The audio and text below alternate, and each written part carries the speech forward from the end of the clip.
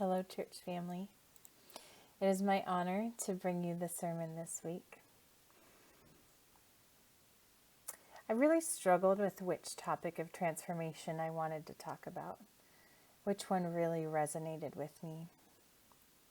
I knew I wanted to look at the Old Testament, and I knew I wanted to talk about a female character. I wanted to choose an unlikely woman who changed the course of history because there are so many pivotal moments in the Bible that were really driven by how women invited God into their lives. And I wanted to look at an Old Testament story because it's something I've been wrestling with lately. Many of us grew up hearing the main Old Testament stories from a kid's lens. Big picture, simple message, clean version. But what I started to realize was as I was rereading some of these stories to prepare, was how complex and messy things were. And I just started to get angry. Did those people really have to die? Was that really the law they were supposed to follow? Is that really a message of hope? Or is it terrifying and we should all run far, far away in the opposite direction? It wasn't until I texted Aaron and said, I'm getting angry rereading these stories, and he simply wrote back, then you're reading them correctly. That I was released from that anger and able to move on with what I was trying to accomplish. Anger and fear are big motivators for people to take action, to change their lives. And that, my friends, is what led me to Rahab. Today I want to talk about Rahab's transformation story and how taking action is an important step in transformation.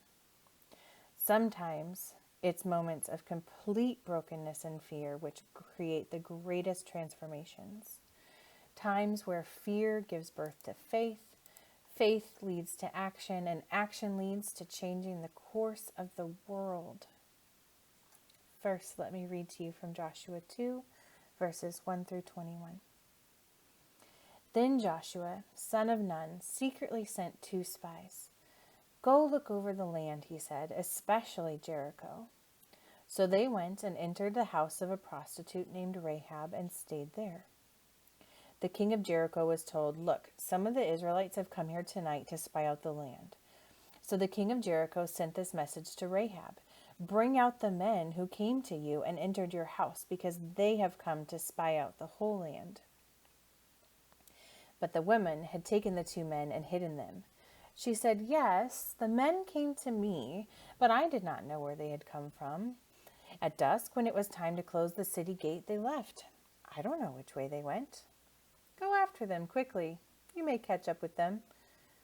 But she had taken them up to the roof and hidden them under the stalks of flax that she had laid out. So the men set out in pursuit of the spies on the road that leads to the fords of Jordan. And as soon as the pursuers had gone, the gate was shut. Before the spies lay down for the night, she went up on the roof and said to them, I know that the Lord has given you this land, and that a great fear of you has fallen on us, so that all who live in this country are melting in fear because of you. We have heard how the Lord dried up the water of the Red Sea for you when you came out of Egypt, and what you did to Sihon and Og, the 2 kings of the Amorites east of the Jordan, whom you completely destroyed. When we heard of it, our hearts melted in fear, and everyone's courage failed because of you. For the Lord your God is God in heaven above and on earth below.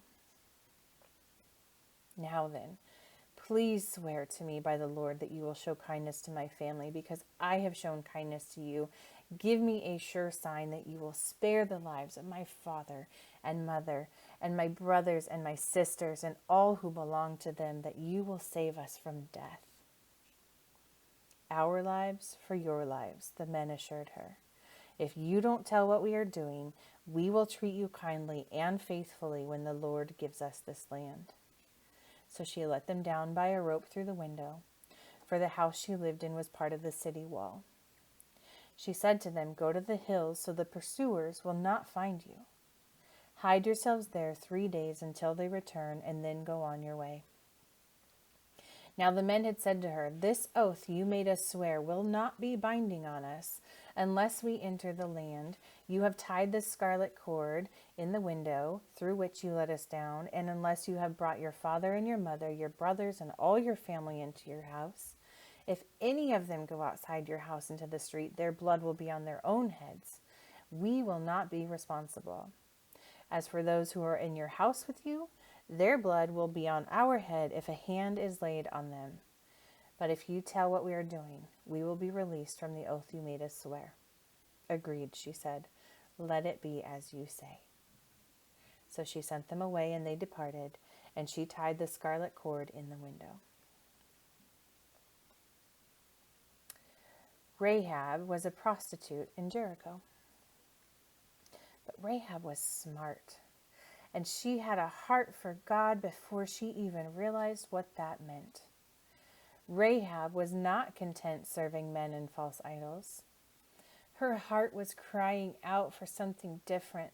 She felt it in her gut that there was something more. Everyone in her town was talking about the Israelites and their God. Of course they were terrified. Over the years, Rahab had time to contemplate the reports she'd heard about Israel and its God, how completely unlike the Canaanite gods he was. Here was a God who fought for his people instead of victimizing them. This resonated within her soul. She knew that when he brought his people across the Jordan, he would take the city and crush it as he had crushed all his enemies before them. So of course she was filled with the terror of death. But even more so, she was filled with a terrible longing to be part of what would come. She wanted to belong to the God who was coming. She felt like a little girl wanting desperately to be swept up in her father's arms and saved from destruction. How agonizing it must have been to wait and wait and wait. First, the waiting for anything to happen, for someone to show up. So when the spies came, she was wise enough to put two and two together. This feeling, this longing she had that started out as fear and turned into undeniable desire for God to see her and know her, opened her eyes and heart to God's plan, allowing her to take action when they arrived. Then the waiting each of the 7 days they marched around the city, the unbearable angst after the first 6 days, watching them walk away after each march, noticing a new crack in the wall or an extra layer of dust on the furniture each night, knowing something was going to happen, knowing God was near, but not knowing when that moment would be. Rahab didn't know the law, and yet she was exhibiting the heart of it. Love the Lord your God with all your heart, all your mind, all your strength. How could Rahab have such faith unless God himself had given it to her as a gift? Rahab was a pagan, marked for death, and yet the Lord was seeing to it that death would pass over her. One thing is clear to me. It is not because we deserve freedom that the Lord delivers us. God saves us out of his great mercy. God can write his name on the heart of anyone he chooses, even a Canaanite prostitute. Inside the wall of a pagan city was a woman of terrible reputation. Some versions say contemptible reputation, who'd never seen a miracle. She'd never tasted a bite of manna or heard a single word of the law, and yet her faith was strong enough that she had greeted, welcomed, and protected those who were coming to destroy her and her people. She declared, "The Lord your God is the supreme God of the heavens above and the earth below." Rahab took action in faith. She welcomed the spies with kindness and hospitality. She hid the spies and saved their lives.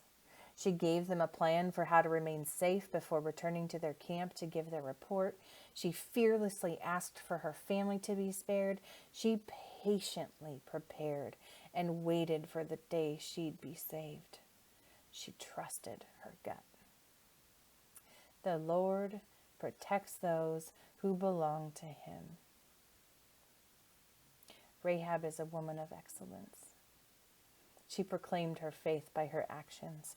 Hebrews 11:31 says, "By an act of faith, Rahab, the Jericho harlot, welcomed the spies and escaped the destruction that came on those who refused to trust God."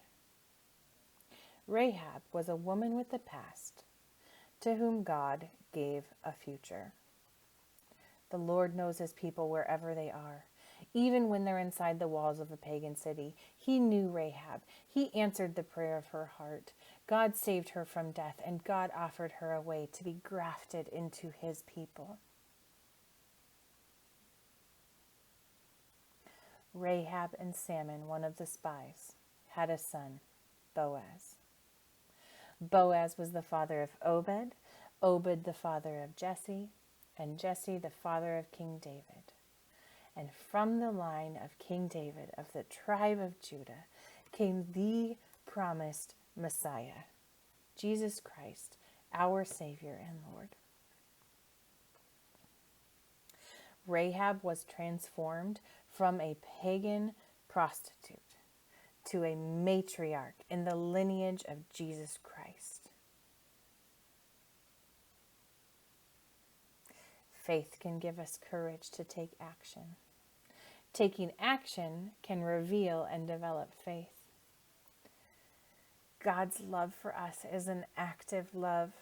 My friends, he is relentlessly pursuing us. Do not lose heart. There will always be hope, and there will always be a place for us. May the Lord bless you and keep you. May the Lord make his face to shine upon you. May the Lord be gracious to you and give you peace.